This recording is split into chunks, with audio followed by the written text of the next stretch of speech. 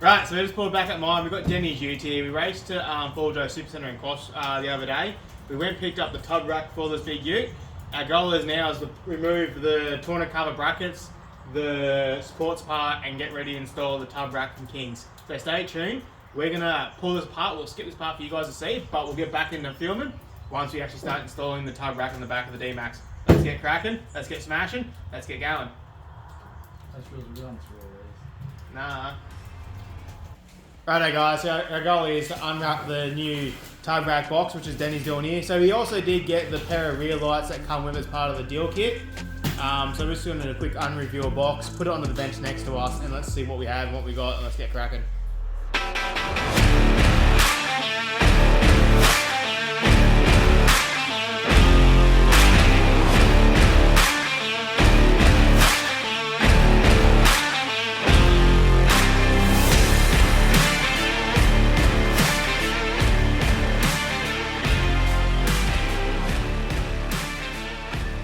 Right, so now we've got our pieces out, our main brackets. We're now going to have a quick little sneaky assemble, see how it looks like on the end of this thing. Looks like we do have an assembly box of nuts and bolts here.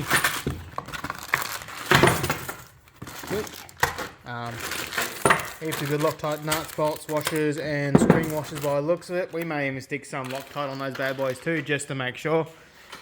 And then obviously our nice little King rear lights, which will, or should, slide. Help me, Danny. Into the back like that. One each side with little bolts. We'll have to wire those up because we're going to wire them a bit special. But let's see how this goes. We're going to move this over to the tub. Let's get cracking. Let's get smashing. Right, so we're going through making our 4 legs up. So we've got one here prepped ready to go. We've got a couple of bolts that was come in the packages. So you have your bolt on the outside, then the washer, spring washer, and nut on the inside. So this does come recommended with 3 on each leg, 2 in the corners, 1 in the back. So we did work out our height in the back of the tub. Dan's going to jump in, build the last one up, and he'll show you how to actually slice it in, where his adjustments it, and how we bolt it all up.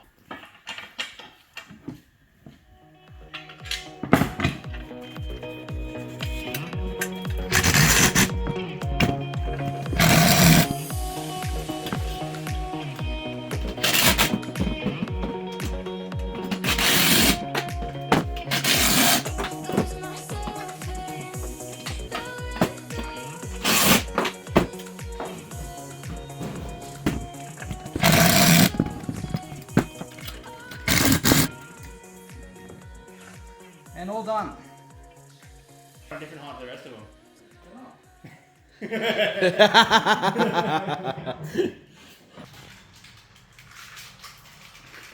So we're going to just quickly mark all 4 out. We'll show you how we will do it real quick, and then we're going to pop it all of it back off again, drill these holes, and then actually go through and bolt the thing on properly. So that's the bit that we'll mainly show you. But just as a quick reference, when you do this up, do a little quick test fit to make sure how you want to sit it, how you want to show it, and then we'll go from there. So Danny's right now is marking out where all the holes are, and we'll go from there, drill them out, and get it all prepped and ready to go, clean her up. And we're thinking we're going to try and find some bit of rubber. So the goal is we're going to put a bit of rubber in between that joint there and the tub, so it's not rubbing and scratching and creating rust points for the future. So stay tuned. We're going to quickly mark these out, take it back off, show what we've done, and then we'll show you how to actually install it all properly. Now we've sort of half learned. Let's get cracking. Put him in, put him in. So good. So what we've done, we've marked out our 3 holes on each foot. So we'll have to drill the 2 top ones and then 1 in the center one. Now with the back one, we've got a 2 top ones to drill, but we're using the existing bolt hole that's already built in the car with a welding nut in behind. So that one's each side's ready to go, which is easy beans. But so all I'm going to do now is just mark out or estimate out where the center of each one of these will be, drill them out with a pilot hole, and then I'll shove my 10mm drill bit through. Again, I'm using my center drill bits, which are awesomely good, and they leave a nice clean edge. And I'll do a quick test to make sure these bad boys do fit. And I'll get all 4 corners done. This side will be done, so just do it. When doing this, you want to sort of go nice and slow, so you're not punching through the other side, and make sure there's no cable in there, because on the driver's side we do have the cable under here that was for the brake light on the old sports bar. We don't necessarily need it anymore, but we're going to leave it there just in case for future references. We might want to hook something up to it. We don't know yet. But I'm going to get cracking on drilling these bad boys out, and get them prepped and ready to go.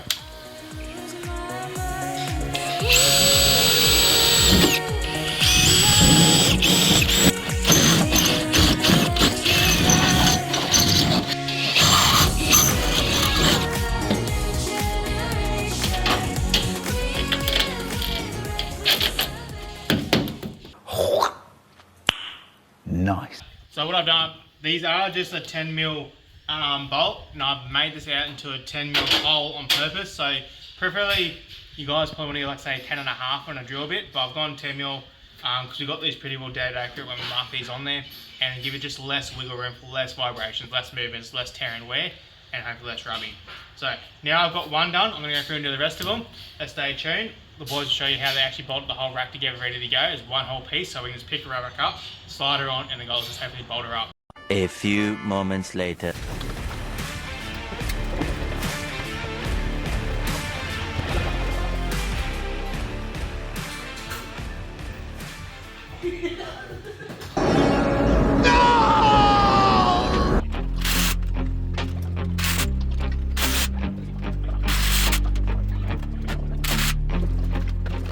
Yeah, so we just finished screwing it all together with all the bolts. We put a fair few bolts in it. Now that that's all done, there's a few bolts still not done up, but we're going to throw it on the back of the car where Todd's pre-drilled all the holes, line it all up, bolt it up, and then pretty much just do final adjustments and tighten everything else up, make sure it actually sits properly. Time to nut up or shut up.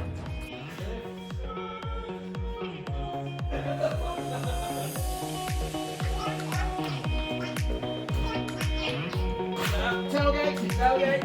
Three, what the fuck is tailgate?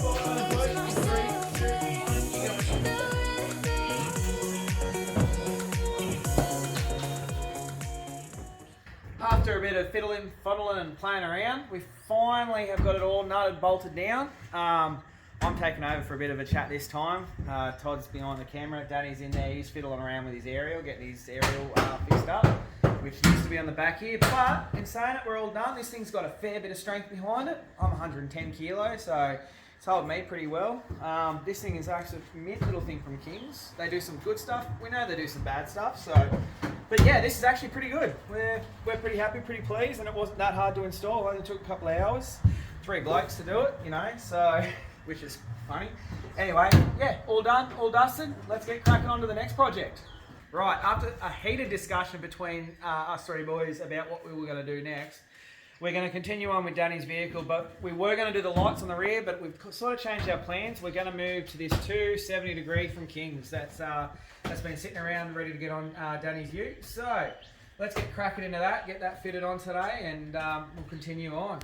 Now, some of you guys remember that King's awning right there did come off my patrol when I first picked it up. So yes, it has been sitting around in my garden shed waiting for this day for when we get the tub rack on. So now it is a second hand. It is still fairly good. It's finally about to get reused again off the patrol onto the D-Max. So much fun. I thought it was going to be the first time. Right, the boys are setting up, putting up the awning now. We've just got the brackets installed. Let's see how we go. We line these up. All right, we're in. Just got to put a couple of nuts on there, and they're good to go.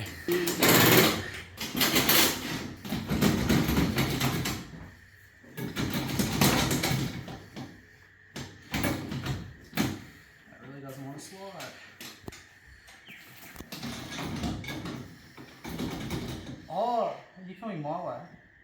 Yeah. Oh, I was waiting for someone to say. I just was watching. He was special. How much more? How do you get the point that it's too sticking too far back? I thought you said you didn't want it. Hurt my brain, sir. That was an overreaction. That lock her up. Pretty good. Right, so the boys have got it on, tightening up. We're all sweet. Stressful but sweet.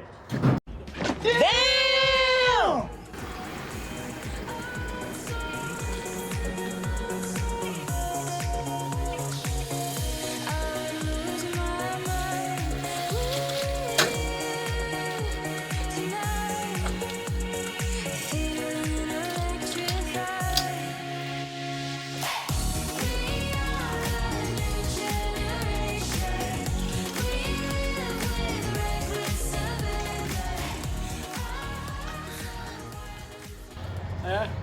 So we're pretty much all done.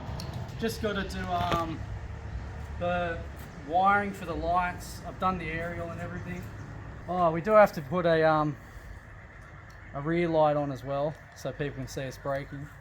Yeah, so I think the main goal is now all we have to do is just, we're looking at probably running 7-core wire at the back here. So we're going to match up these wires later on with a 7-core, 3mm, 4mm Fictor hose shed and shed. And the reason why I'm running 7-core is because one, we can obviously wire these lights up. Two, when we wire up possibly later on some side lights or some camp lights, we already have some batch of wires here that we can use to put on some switches later on. So that's the main goal. We've got 2 reverse lights ready to go, just got to wire them up. We'll run the wiring in later on and then look at what side lights we want to stick on this bad girl, and then possibly some interior lights for camp lights. But in saying that, it looks pretty sick, but not too bad considering it took us like half a day and a lot of mucking around. But we got him on, we got the rack on, we got the awning on. It looks pretty sick. We're getting there now. It's going to do that sometime and go test her out, I reckon. It's just one of those things. It's a slow build stage. Daneil obviously will later on have a bit of a play and see what else he wants to attach to it, like max tracks, shovels, and those bits and pieces. I'm sure Kings or just other companies do sell little bracket adjustments that we can buy for this to add bits and pieces on here. So it'll be a bit of a difference for Danny going from the tourner cover to the sports bar to now having a rack. Just going to make sure you tie all your shit down. That's looking pretty good. Make sure it's waterproof or Yeah. water resistant. Water resistance. That's the tub and awning now on for the day. Stay tuned for future videos on how we still build on the D-Max. And just like that, another episode of Ongoing Adventures is done. Thanks for watching, and don't forget to like, subscribe, and share to all your friends and family. And I'll catch you on the next one.